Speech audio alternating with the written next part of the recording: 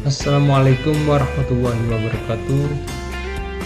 Salam sejahtera untuk kita semua. Selamat malam. Dalam kesempatan ini saya Imam Marzuki akan membahas mengenai sebuah model yang cukup terkenal. Model ini sifatnya unsupervised learning atau tidak terbimbing, cocok digunakan untuk visualisasi data dan pengenalan pola.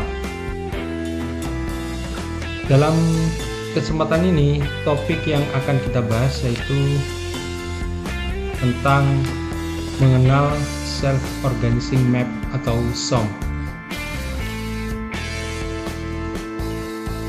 Apa itu self-organizing map atau SOM?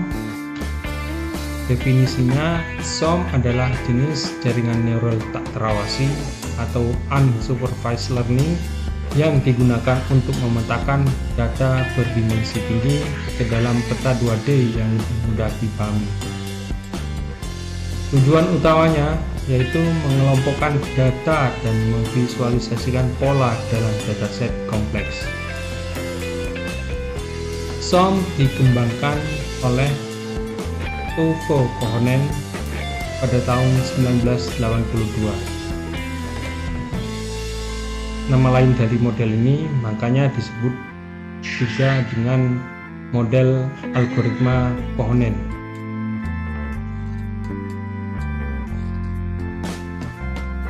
Keuntungan dan kekurangan SOM.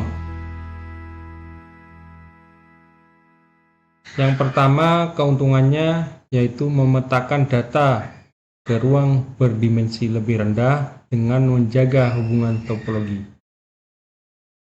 Keuntungan yang kedua yaitu mudah digunakan untuk visualisasi data multidimensi. Keuntungan yang ketiga yaitu cocok untuk clustering tanpa label. Kekurangannya yaitu yang pertama, hasil tergantung pada parameter awal, learning rate, dan ukuran grid. Sulit menangani data besar tanpa modifikasi. Dan kekurangan yang terakhir yaitu tidak memberikan hasil clustering langsung. Cara kerja SOM. Yang pertama, inisialisasi. Tentukan ukuran peta grid, inisialisasi bobot setiap neuron secara acak. Yang kedua, pemilihan data. Pilih data input secara acak. Yang ketiga, penentuan neuron terdekat, base matching unit atau BMU. Hitung jarak antara data input dengan semua neuron. Kemudian pilih neuron dengan jarak terkecil dengan BMU. Cara kerja yang keempat yaitu pembaruan bobot. Update bobot BMU dan neuron di sekitarnya berdasarkan fungsi pembelajaran. Pengulangan. Ulangi proses hingga iterasi selesai.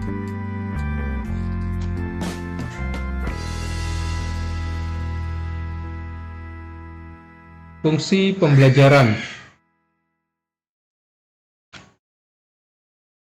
Learning rate atau disimbolkan dengan alpha. Fungsinya yaitu mengontrol seberapa besar pembaruan bobot pada setiap iterasi. Fungsi tetangga. Menentukan area di sekitar BMU yang akan diperbarui.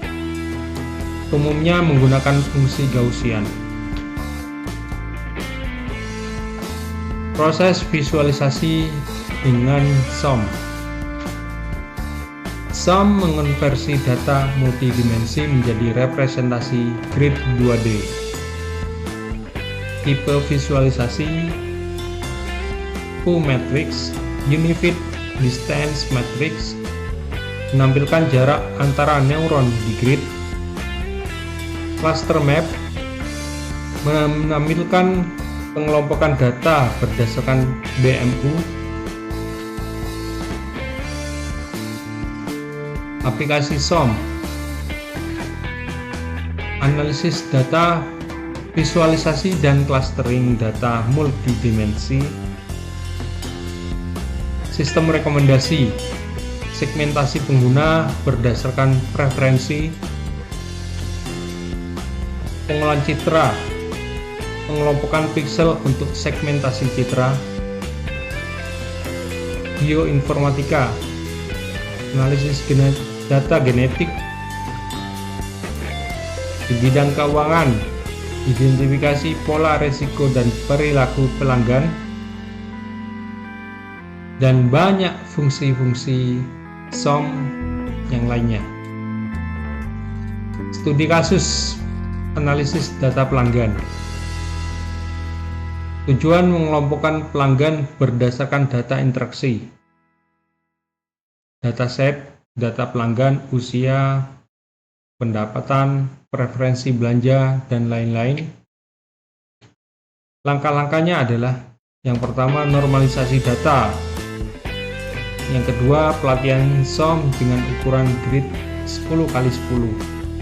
Yang ketiga, analisis U-matrix untuk menentukan cluster. Yang keempat, interpretasi hasil dan strategi pemasaran. Implementasi di bahasa pemrograman Python.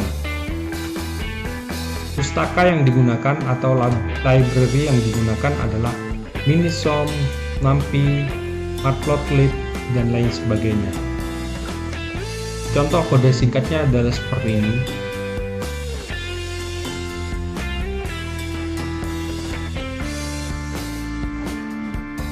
Evaluasi model SOM. O-matrix analysis mengidentifikasi klaster berdasarkan jarak antar neuron. Visualisasi klaster memeriksa pola pada grid. Hasil hot score jika hasil SOM digunakan untuk clustering lebih lanjut.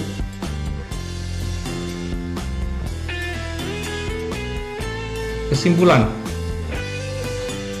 self-organizing map adalah alat yang efektif untuk clustering dan visualisasi data multidimensi. Kombinasi pembelajaran tak terawasi dan kemampuan visualisasi membuat SOM sangat berguna dalam analisis data kompleks. Namun pemilihan parameter seperti ukuran grid dan learning rate sangat mempengaruhi performa.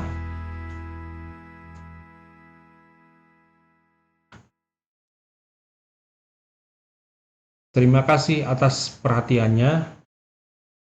Silakan ajukan pertanyaan, masukan, dan saran di kolom komentar. Wassalamualaikum warahmatullahi wabarakatuh.